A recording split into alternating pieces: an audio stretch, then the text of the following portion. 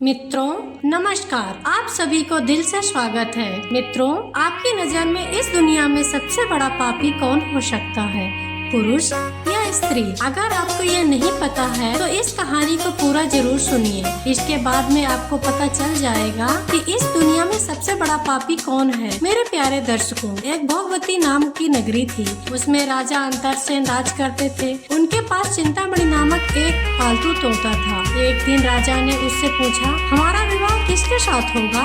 तोते ने कहा, तुम्हारा विवाह मगध देश के राजा की बेटी चंद्रावती के साथ होगा। राजा ने जो किसी को बुलाकर पूछा तो उसने भी यही कहा। उधर मगध देश के राजकन्या के पास एक मैना थी। उसका नाम था मदन मंजरी। एक दिन राजकन्या ने उससे पूछा कि मेरा विवाह किसके साथ होगा? उसने कहा, भोगवती नगर के राजा अंतरसेन के साथ। दोस्तों, अगर आप ये कहानी सुन रहे हैं तो इस कहानी को पूरा सुनिए। आपको बहुत ही बड़ा ज्ञान मिलने वाला है। इसलिए मेरे प्यारे दोस्तों, इस कथा को पूरा सुने। देव योग से कुछ समय बाद दोनों का विवाह हो गया। रानी के साथ उसकी मैना भी आ गई। राजा रानी ने तोता मैना का भी विवाह करके उनको अपने शाही बाग के एक घोंसले में रख दिया। तोता मैना में बहुत प्रेम हो गया था। एक दिन की बात है, तोता मैना में बहस हो गई। मैना ने कहा, पुरुष बड़ा पापी, विश्वासघाती और अधर्मी होता है। तोता ने कहा, स्त्री झूठी, लालची और हत्यारन होती है। दोनों लड़ते लड़ते आकाश मार्ग से बैकुंठ धाम पहुँच गए, जहाँ श्री हरि विष्णु के साथ माता लक्ष्मी जी बैठी थी। तोता जाकर के श्री हरि विष्णु के चरणों में गिर गया और कहता है, हे प्रभु, अब आप ही हमारा न्याय करिए, क्या सच है और क्या गलत है। तब श्री हरि ने कहा, क्या बात है, तुम आपस में क्यों लड़ रहे हो? तोते ने कहा, हे प्रभु, स्त्री बहुत बुरी होती है। तब श्री हरि ने कहा, तुम ये कैसे कह सकते हो कि स्त्री बहुत बुरी और पापी होती है? इसके बाद तोते ने एक कहानी सुनाई। कहने लगा, प्रभु मैं आपको एक कहानी सुनाता हूँ। तोते ने कहानी सुनाना शुरू किया। कंचनपुर में सागर दत्त नाम का एक राजा राज्य करता था। उसके पास 4 बेटे थे जो सभी बड़े बहादुर और प्रतापी थे। लेकिन सबसे बड़ा बेटा, जिसका नाम भीमसेन था, वह केवल प्रतापी ही नहीं, बहुत ही सुंदर भी था। उसकी पत्नी सुप्रभात भी बहुत ही सुंदर और रूपवती थी। वह अपने आगे किसी दूसरी स्त्री को सुंदर नहीं मानती थी। एक दिन राजा उग्रसेन ने अपने बड़े बेटे भीमसेन को किसी बात पर नाराज होकर के उसे राज्य से निकालने का आदेश दे दिया। राजा का यह आदेश सुनकर लोग सब चिंतित हो गए। भीमसेन अपने महल में गया और उदास हो गया। उधर भीमसेन को उदास देखकर उसकी पत्नी सुप्रभात ने पूछा, हे प्राणनाथ, आप उदास क्यों हैं? आप इतने मुरझाए हुए क्यों हैं? राजकुमार होकर भी आप इतने चिंतित क्यों हैं? क्या हुआ है स्वामी? उसके पति ने अपनी सारी पिता की बात पत्नी को बता दी। इस समय उसकी पत्नी सुप्रभात मूर्छित हो जाती है और दासियों ने सुप्रभात पर पानी छिड़काव किया। तब जाकर वह होश में आ गई और होश में आकर सुप्रभात ने अपने राजकुमार भीमसेन से कहा, आप मुझ दासी को छोड़कर अन्य प्रदेश चले जाएंगे, मैं आपके बिना कैसे जी पाऊंगी? प्राणनाथ, मैं भी आपके साथ चलूंगी। तब राजकुमार भीमसेन कहता है, तुम मेरे साथ कैसे चल सकती हो, क्योंकि दूसरे राज्य में अनेक प्रकार के कष्ट होंगे और तुम नाजुक महलों में रहने वाली, महलों के बिना यह कष्ट कैसे बर्दाश्त कर पाओगी? फिर राजकुमार भीमसेन की बात सुनकर राजकुमारी सुप्रभात कहती है, स्वामी, इतने भी दुख दूसरे राज्य में आएंगे, हम सब तुम्हारे साथ होते हुए सुख से झेल लेंगे, लेकिन महल में सुख आपके बिना जंगल के दुखों से अधिक डरावने लगेंगे, इसलिए मैं भी आपके साथ चलूंगी। अब तोता कहता है, हे प्रभु, राजकुमारी सुप्रभात की आंखों में आंसू देखकर भीमसेन ने मन में सोचा कि वह मेरे बिना नहीं रह सकती, इसलिए मुझे इसको तड़पते हुए छोड़कर जाना सही नहीं होगा। इन सभी बातों को ध्यान में रखते हुए राजकुमार भीमसेन अपनी पत्नी सुप्रभात से कहते हैं, तुम उदास न हो, हम तुम्हें साथ लेकर जाएंगे। इस बात से सुप्रभात खुश हो जाती है और अपने पति के साथ जाने की तैयारी करने लगती है। अगली सुबह में राज से बाहर निकलकर वह एक जंगल पहुँचते हैं। चलते चलते थक जाते हैं तो वह एक बरगद के वृक्ष के नीचे विश्राम करने का निर्णय लेते हैं। वह बहुत थके हुए होते हैं। ठंडी हवा के झोंकों में उन्हें तुरंत नींद आ गई, परंतु कुछ देर बाद वहीं एक सर्प ने सुप्रभात को काट लिया। फिर तोता कहता है, हे प्रभु, आगे सुनिए।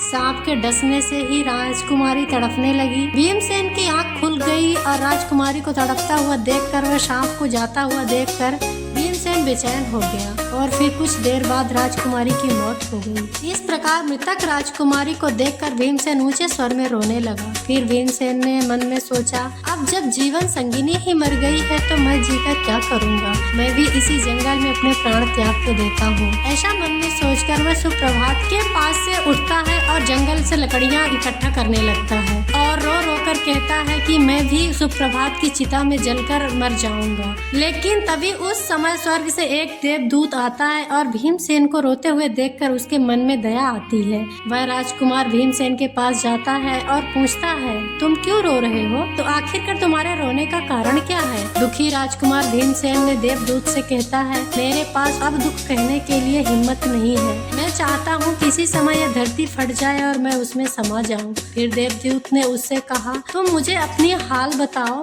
शायद मैं तुम्हारी कोई मदद कर सकूं। फिर भीमसेन ने कहा, महाराज मैं एक राजकुमार हूँ, सागर दत्त का बड़ा बेटा हूँ। मेरे पिता ने मुझे राज छोड़ने के लिए कहा था, इसलिए मेरी पत्नी और मैं इस जंगल में चलते चलते यहाँ आ गया। आकर मेरी पत्नी को सर्प ने काट लिया और उसकी मृत्यु हो गई है और मैं लकड़ियाँ इकट्ठा कर रहा हूँ ताकि मैं अपनी पत्नी के साथ ही जलकर अपने आप को अग्नि के हवाले कर दूं। फिर तोते ने श्री हरि से कहा, हे प्रभु आगे सुनिए। भीमसेन की बातों को सुनकर देवदूत कहते हैं, राजकुमार तू बहुत बड़ा मूर्ख है। यह संसार सागर है, यहाँ इंसानों का आना जाना लगा रहता है। इस शरीर को एक दिन सबको त्यागना पड़ता है, तू भी इससे जानता है। इस संसार में कोई भी किसी के साथ ना ही आता है और ना ही जाता है, तो फिर मूर्ख की तरह बातें क्यों कर रहे हो? अगर तू जीवित रहेगा तो बहुत सारी रानियां तुझे मिल जाएंगी, इसलिए मेरे कहने पर मरने का विचार छोड़ दो। इस मानव शरीर को तो प्राप्त करने के लिए देवता भी लालायित रहते हैं। इस प्रकार देवदूत के शब्दों को सुनकर भीमसेन कहते हैं, हे प्रभु आपने जो कुछ कहा है वह सत्य है, किंतु ऐसी प्रतिव्रता स्त्री मुझे किसी जन्म में भी नहीं मिलेगी, इसीलिए मैं इसके साथ ही मरूंगा।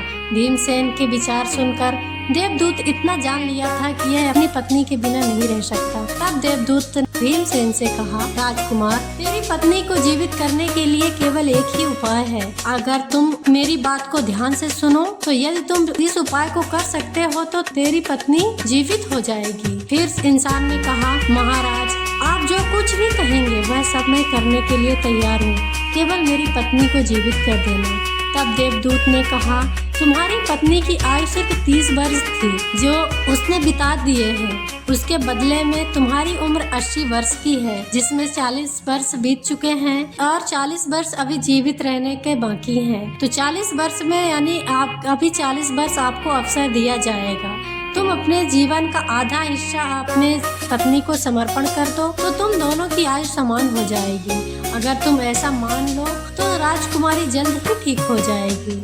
इस तरह देवदूत की बात सुनकर राजकुमार भीमसेन ने कहा, मुझे मंजूर है। फिर बिना देर किए भीमसेन ने अपने हाथ में पानी लिया और 20 वर्ष के लिए राजकुमारी के पैरों पर अपने पानी का संकल्प लिया। अब जैसे भीमसेन ने संकल्प लिया हुआ जल के पैरों में छोड़ने वाला होता है कि देवदूत ने उस राजकुमार को पानी डालने से पहले रोक लिया और कहते हैं, मेरी बात को ध्यान से सुनो और समझ लो, इसमें एक गुप्त रहस्य भी है। अभी तो तुझे राजकुमारी की आवश्यकता है, तुम पानी डालकर उसे बचा सकते हो, लेकिन अगर भविष्य में राजकुमारी की आवश्यकता नहीं पड़े तो तुम अपने संकल्प को वापस भी ले सकते हो। परंतु एक बात याद रखना, यह संकल्प को किसी को बताना नहीं, यहाँ तक कि तुम अपनी पत्नी को नहीं बताओगे, नहीं तो ये तुम्हारा लिया हुआ संकल्प वापस नहीं होगा। हमेशा याद रखना, जीवन में कुछ बातें हमेशा छुपा कर रखनी चाहिए, क्योंकि कभी कभी ये बातें काम आ सकती हैं। इतना कहने के बाद बीमारी के होश आने से पहले ही अंतर्धान हो गए। सुप्रभात को होश आ जाता है, तब भीमसेन राजकुमारी से कहता है, तुम सो गई थी और बहुत थकी हुई थी, इसलिए मैंने तुम्हें नहीं जगाया। इस प्रकार राजकुमार भीमसेन ने अपनी पत्नी से सारी बात छुपा ली कि तुम्हें सांप ने काट लिया था और तुम मर गई थी, मैंने तुम्हें फिर जीवित कैसे किया है, यह सब राजकुमार ने अपनी पत्नी को छुपा लिया, नहीं बताया। फिर तोता कहता है, हे प्रभु। फिर वह दोनों आगे बढ़ गए। कई दिनों बाद उन्होंने एक बहुत सुंदर स्थान को देखा और वहाँ गए। वहाँ एक युवक महात्मा की कुटिया थी। जब वहाँ पहुँचे तो उन्होंने देखा कि एक बहुत ही सुंदर युवक महात्मा शांति से बैठकर कोई ध्यान कर रहा था। ये दोनों बहुत ही थके हुए थे, इसलिए महात्मा के पास बैठ गए। उसी समय राजकुमार ने अपनी पत्नी से कहा, राजकुमारी, हमें प्यास लगी है, हम कुएं पर जाकर पानी पी लेते हैं। अगर तुम्हें भी प्यास लगी हो तो तुम्हारे लिए भी पानी लेकर आएं। तब राजकुमार की बात सुनकर के सुप्रभात ने कहा, मुझे तो प्यास नहीं लगी है, आप जाइए और पानी पी लीजिए। इसके बाद राजकुमार भीमसेन एक रस्सी लेकर कुएं की ओर निकल पड़े और राजकुमार पानी पीने पहुंच गया। तो इधर राजकुमारी सुप्रभात महात्मा की ओर देखती है। सुप्रभात महात्मा की सुंदरता को देखकर उस पर मोहित हो गई, अर्थात वह उसे अपना दिल दे बैठी। अब वह महात्मा से कहती है, महोदय, आप तो यहाँ बहुत खुशी से रहते हैं। महात्मा ने कहा, तुम भी मेरे साथ रह सकती हो, लेकिन तुम्हारे पति भी साथ में हैं, तो हम तुम्हें कैसे रख सकते हैं। इसके बाद राजकुमारी सुप्रभात ने महात्मा के सामने अपनी प्रेम लीला प्रकट की। तो महात्मा ने कहा, मैं तुम्हें एक उपाय बताता हूँ। तुम्हारा पति जिस कुएं में पानी पीने गया है उसे कुएं में धक्का देना, फिर जो होगा हम देख लेंगे। महात्मा की बात सुनकर राजकुमारी सुप्रभात ने कहा, ठीक है, मैं ऐसा ही करूंगी। अब इतनी देर में राजकुमार भीमसेन पानी पीकर राजकुमारी के पास आ गया। तो वह कहने लगी, मुझे भी अब प्यास लग रही है, कुएं पर वापस चलो और मुझे भी पानी पिलाओ। तो राजकुमार भीमसेन बोला, मैंने तुमसे पहले भी पूछा था और तुमने मना कर दिया। खैर, अगर तुम्हें प्यास लगी है तो मैं अभी पानी लेकर आता हूँ। जैसे ही भीमसेन पानी लेने चला तो सुप्रभात कहती है कि मैं भी तुम्हारे साथ चलूंगी। बेचारा भीमसेन उसके प्रेम में पागल था, उसे क्या मालूम था कि मेरे प्राण लेने के लिए मेरे साथ आ रही है। प्यारे दोस्तों, वास्तव में विद्वान और पंडितों ने सच ही कहते हैं, स्त्रिया चरित्रम दैवम न जानम। स्त्रियों के चरित्र को देवता भी नहीं जान सकते हैं। मानव क्या चीज है, उसके जाल में अच्छे अच्छे बुद्धिमान भी फंस जाते हैं। जब राजकुमार भीमसेन कुएं पर जाकर पानी भरने के लिए बाल्टी डालता है तो सुप्रभात अपने पति यानी राजकुमार भीमसेन को पीछे से धक्का देकर कुएं में गिरा देती है और खुद उस महात्मा के साथ चली जाती है। वह महात्मा राजकुमारी को अपने साथ लेकर एक राज्य में बस जाता है और वहाँ दोनों खुशी से रहने लगते हैं। महात्मा ने फिर सुप्रभात को ऐसा नाचना और गाना सिखाया कि वह नृत्यांगना के रूप में मशहूर हो गई। धीरे धीरे वह राजकुमारी पूरे शहर में प्रसिद्ध हो गई। इस तरह सुप्रभात के नृत्य और रुचि का कारण उसे महात्मा के पास लाखों रुपए बन गए। राजकुमारी भी उस महात्मा के साथ मस्ती में रहने लगी। जिस समय सुप्रभात ने अपने पति भीमसेन को कुएं में धकेल दिया था, संयोग से उसी कुएं में एक जंजीर लटक रही थी। उसको पकड़कर भीमसेन लटक रहा था और परमेश्वर को याद करके सोच रहा था कि ये मेरे प्यार का सजा है। तभी वहाँ से बंजारों का काफिला चला और उसमें से एक बंजारा पानी भरने के लिए उसने पानी में बाल्टी डाली। तब भीमसेन ने उसकी बाल्टी को हाथ में पकड़ लिया। बंजारा यह देखकर चौंक गया और पूछा, तुम कौन हो? राजकुमार भीमसेन कहा, भाई मैं लटका हुआ हूँ, यहाँ से निकालो और मेरी जान बचाओ। मैं सारी जिंदगी आपका उपकार नहीं भूलूंगा। और ऐसा कहकर राजकुमार भीमसेन बंजारे के से प्रार्थना करने लगा। फिर राजकुमार भीमसेन को दुखों को देखकर बंजारे को दया आ गई और उसने भीमसेन को कुएं से बाहर निकाल लिया। फिर पूछा, भाई तुम कौन हो? तुम इस कुएं में कैसे गिरे? तुम मुझे अपनी पूरी कहानी बताओ। तब भीमसेन ने कहा, भाई मैं अपना हाल कैसे बताऊं? जो मुश्किलें मेरे साथ हुई हैं, भगवान न करे किसी और के साथ हो।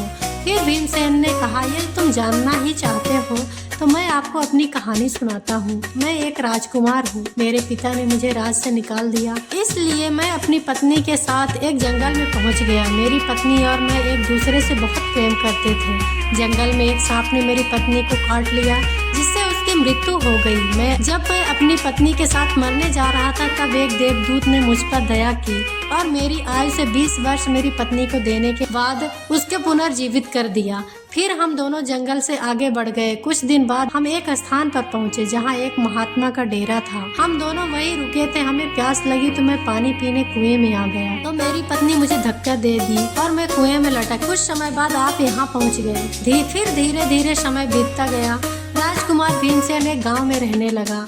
भीमसेन का एक सेठ साहूकार के पास मुनीम की नौकरी करने लगा। एक दिन शहर के सभी व्यापारी और सेठ साहू राजा के यहाँ पहुँचे। भीमसेन जो राजकुमारी उसके नृत्य और गायन का प्रशंसा सुना था, उसने भी सोचा मुझे इस नृत्य को देखना चाहिए। वह भी राजा के दरबार में सेठ के साथ पहुंच गया। राजकुमारी ने अप्सरों के समान नृत्य किया और अपनी सुरीली आवाज में कई सुंदर राग प्रस्तुत किए। उसके गाने को सुनकर महफिल में सभी लोग आश्चर्य थे और सभी ने बहुत सारे इनाम भी दिए।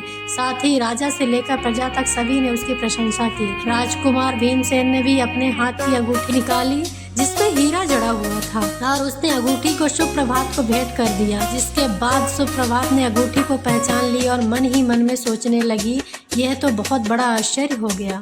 ये मेरा पति जिंदा है और यहाँ तक पहुँच गया है।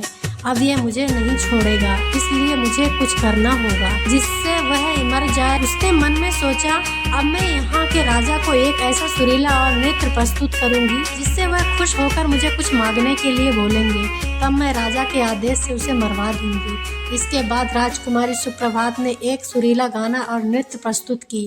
राजकुमारी के इस राग से राजा बहुत प्रसन्न हुए और वो सुप्रभात से बोले, तुम पर बहुत प्रसन्न हूँ, तुम मुझसे जो चाहो मांग सकती हो। तब राजकुमारी ने कहा, अगर आप मुझसे प्रसन्न हैं तो सबसे पहले मुझे वचन दीजिए और फिर जो मैं मांगूंगी आप वही देंगे। फिर सुप्रभात ने कहा, यह सभा में एक चोर है, कृपया उसे फांसी की सजा दे। राजा ने कहा, तुम उस चोर को मेरे सामने लाओ। सुप्रभात ने भीमसेन का हाथ पकड़कर उस राजा के सामने खड़ा कर दिया। राजा अपने सैनिक को आदेश दिया कि इस चोर को झाला के पास लाओ और इसे फांसी पर चढ़ा दो। इसी बीच भीमसेन का सेठ भी वहां पहुंच गया। वह डरकर भीमसेन के पास गया और पूछा, तुमने क्या चुराया इसका, जिसके कारण यह तुझे मरवाना चाहती है? भीमसेन ने अपने मालिक से कहा, मालिक, मैंने कुछ नहीं चुराया है, बस आप इस राजा को केवल यह बता दो कि वह मेरी दो बात सुन ले, इससे मेरी जान बच सकेगी। अब भीमसेन का मालिक यह सुनकर अपने सभी व्यापारी और साहूकार के पास गया और सभी ने मिलकर मशवरा किया। उन्होंने कहा कि मित्र, यह तो राजा न्याय करे, हम सभी शहर छोड़कर चले जाएंगे। इस प्रकार सभी व्यापारी राजा के पास गए और कहने लगे, राजा साहब, हमारा मुनीम निर्दोष है, उसे मार देने का आपने आदेश दिया है। वह आपको दो बातें कहना चाहता है और उसके बाद भी आपको लगे कि वह अपराध कर रहा है तो उसे फांसी दे दीजिएगा। लेकिन यह कहता है कि मेरे मरने से पहले राजा केवल मेरी दो बातों को जरूर सुन ले। फिर राजा ने व्यापारियों की बात सुनकर कहा, ठीक है, मुनीम को बुलाओ। भीमसेन को राजा के सामने लाया गया तो राजा ने कहा, तुम जो कुछ कहना चाहते हो वह मेरे सामने कहो। भीमसेन ने कहा, महाराज, मेरा क्या दोष है, किस कारण आपने मेरी हत्या का आदेश दे दिया है? फिर उसकी बात सुनकर राजा ने कहा, तू इसका चोर है। भीमसेन ने कहा, नहीं महाराज, मैं इस उल्टा स्त्री का पति हूँ जो मुझे कुएं में धकेलकर महात्मा के साथ चली गई है। राजकुमारी सुप्रभात ने समझ गई कि बात बिगड़ रही है। तब राजा से कहा, महाराज, मैं उल्टा नहीं हूँ, यह झूठ बोल रहा है। यह कौन है मैं जानती ही नहीं हूँ, मैं तो बस इतना जानती हूँ कि यह मेरा चोर है। भीमसेन ने महाराज से कहा, ठीक है, अगर ये मेरी पत्नी नहीं है तो वह सब कुछ जो मैं रास्ते में छोड़ा था वह मेरी अमानत के रूप में मुझे वापस कर दे। राजकुमार ने अपनी अमानत को लौटाने की बात कही तो राजकुमारी सुप्रभात ने स्वीकार कर लिया। तब भीमसेन ने कहा, अच्छा, अब तुम अपने हाथ में पानी लो, हमारा न्याय इसी सभा में हो जाएगा। पानी लेकर अपनी जमीन पर रखकर और वह वस्तु जो तुमने मुझे रास्ते में दी थी मैं वापस कर रही हूँ। सुप्रभात ने भी पानी लिया और कहा, जो अमानत इसने मुझे रास्ते में दी थी मैं वापस कर रही हूँ। जैसे ही उसने अपने हाथों का पानी छोड़ा, राजकुमारी के प्राण छूट गए।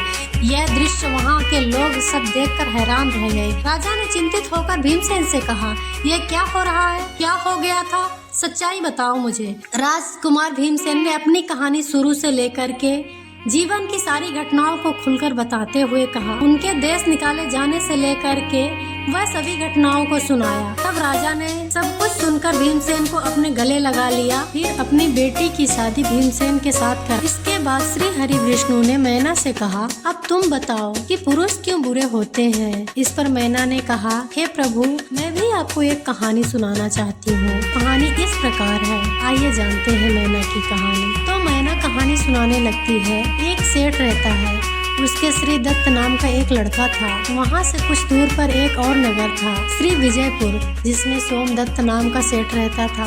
उसके एक लड़की थी जयश्री, वह श्री दत्त को ब्याही थी।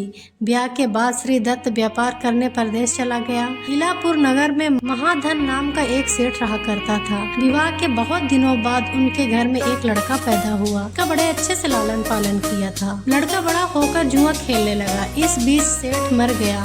लड़के ने अपना सारा धन जुए में खो दिया। जब पास में कुछ न बचा तो वह नगर छोड़कर चंद्रपुरी नामक नगरी में जा पहुंचा। हेम गुप्ता नाम का एक साहूकार रहता।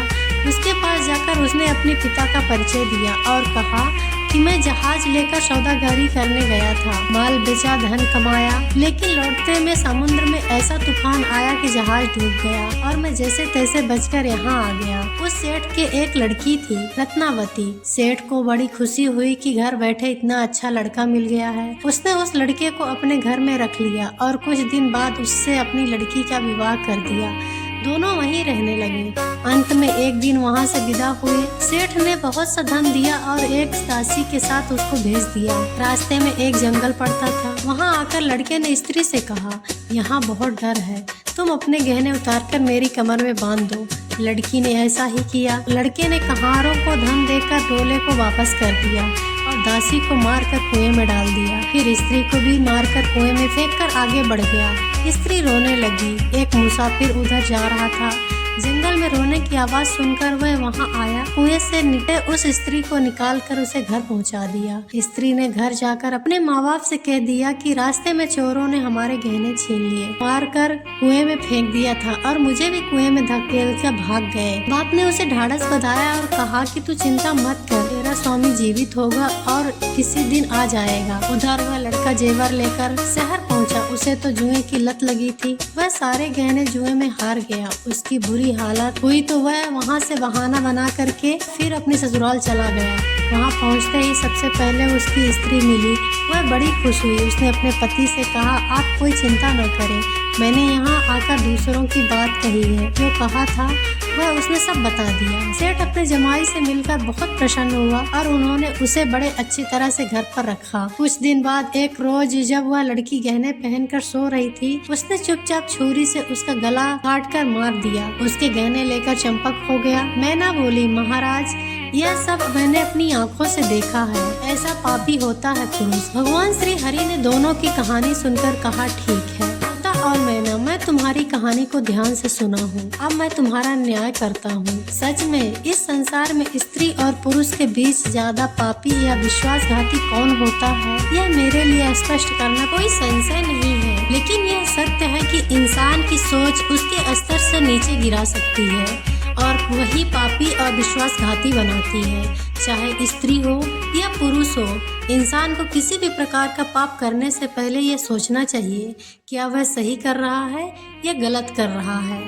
पापी और विश्वासघाती होने की कोई जाति नहीं होती है। यह इंसान की सोच कार्यों के परिणाम से होता है। मेरे प्यारे दोस्तों, इंसान की सोच उसके स्तर से नीचे गिरा सकती है, पापी और विश्वासघाती बनाती है। महाभारत काल में धर्म ग्रंथों के अनुसार नारी को शक्ति का स्वरूप माना गया है। इसके लिए हर युग में महापुरुषों ने उनकी पूजा की है। नारी के गर्भ से महापुरुषों के साथ साथ ईश्वरी शक्ति को भी जन्म दिया है। यही कारण है कि नारी को जगत जननी एवं सृष्टि निर्माता भी कहा गया है और सृष्टि को समाप्त करने का अधिकार पृथ्वी लोक में ही है। तो दोस्तों, अगर कहानी पसंद आए तो प्लीज वीडियो को लाइक करें और चैनल को सब्सक्राइब कर लें। बेल आइकन को जरूर दबा लें ताकि हम अपने इस चैनल में इसी प्रकार के ज्ञानवर्धक कहानियाँ लेके आते रहें और उसकी नोटिफिकेशन सबसे पहले आपको मिल जाए। थैंक यू फॉर वॉचिंग और बहुत बहुत आभार आप सबका।